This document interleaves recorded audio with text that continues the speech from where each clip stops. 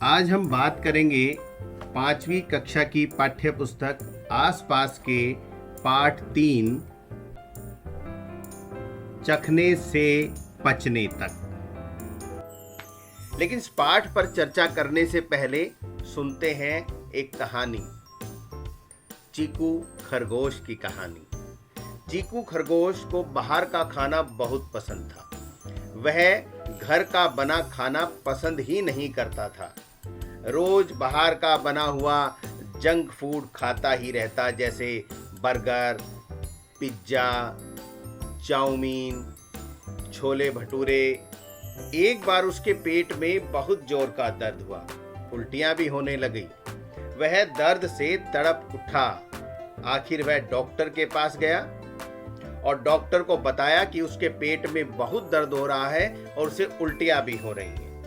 Doctor ने चीकू का checkup किया और कहा कि बाहर का जंक फूड और अधिक मसालेदार खाना खाने के कारण तुम्हारा पेट खराब हो गया है, लीवर में सूजन आ गई है, इसलिए दर्द हो रहा है। डॉक्टर ने उसे कुछ दवाइयां दी और चीकू को समझाया कि बाहर का बना हुआ जंक फूड खाने से अच्छा है घर का बना हुआ पौष्टिक खाना खाएं। घर के बने खाने में हरी सब्जियां होनी चाहिए, दाल होनी चाहिए, दही और दूध होना चाहिए, अनाज होना चाहिए, चावल होने चाहिए और हमें रोज कोई ना कोई फल भी खाना चाहिए और फल भी मौसम का ही फल होना चाहिए। ऐसा नहीं कि गर्मी में उगने वाले फल को हम जनवरी की सर्दी में खाएं और सर्दी में उगने वाले फल को हम गर्मी में खाएं। हमें मौसम का फल ही खाना चाहिए ताकि मौसम के अनुसार हमारी आवश्यकताओं को पूरा कर सके। और चीकू दवाइयां लेने के बाद ठीक हो गया और उसने फिर कभी pizza, chow mein, chole bhature, burger और बाहर के बने हुए गोलगप्पे, गंदे गोलगप्पे नहीं खाए और वह समझदार हो गया और फिर खुशी खुशी घर का बना खाना खाने लगा।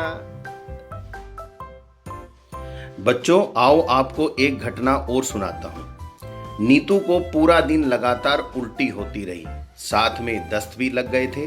उफ, कुछ भी खाओ या पियो तो उल्टी। उसके पिताजी ने उसे पानी में नमक और चीनी घोलकर पीने के लिए दिया। पानी में नमक और चीनी घोलकर पीने से शरीर में पानी की और नमक की कमी नहीं होती। इसे हम ORS का घोल भी कहते हैं। यह कैसे बनाते हैं, आओ आपको मैं सिखाता हूँ। सबसे पहले एक गिलास पानी लो, गिलास को पूरा भर लें।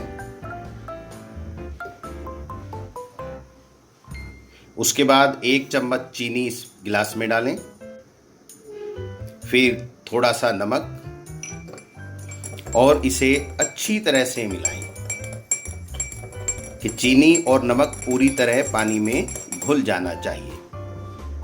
और यह लो आपका ORS घोल तैयार।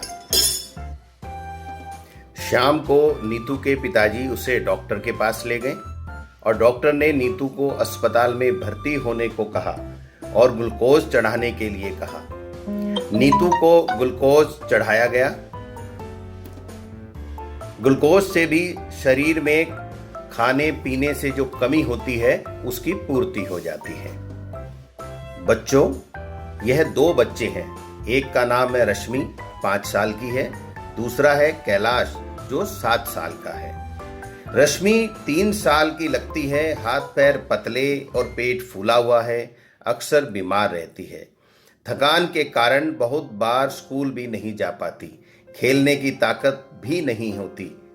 खाना तो पूरे दिन में थोड़े से चावल या 1 आध रोटी भी मिल जाए तो समझो उसका दिन बहुत मिल गया, अर्थात यह कुपोषण की शिकार है। दूसरी ओर है कैलाश, जो 7 साल का है। उम्र से बड़ा है, शरीर मोटा और थुलथुला है, पैरों में दर्द रहता है, फुर्ती है नहीं। बस स्कूल जाना, दिन में कई घंटे टीवी देखना। खाना घर का बना खाना पसंद ही नहीं है दाल चावल रोटी सब्जी से तो दूर रहता है।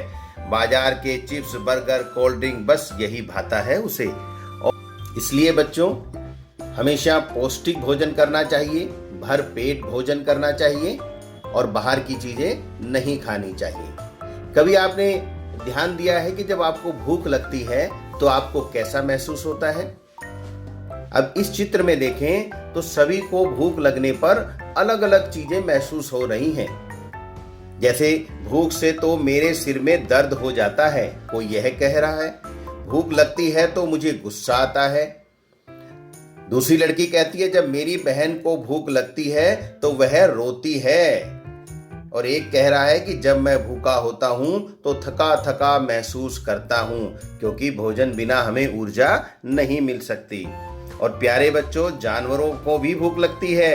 देखो यह कुत्ता कह रहा है कि मुझे भूख लगती है तो मैं भी रोता हूं। नमस्कार, चैनल को लाइक और सब्सक्राइब करना नहीं भूलें और जल्दी ही मिलते हैं अगले वीडियो में। नमस्कार।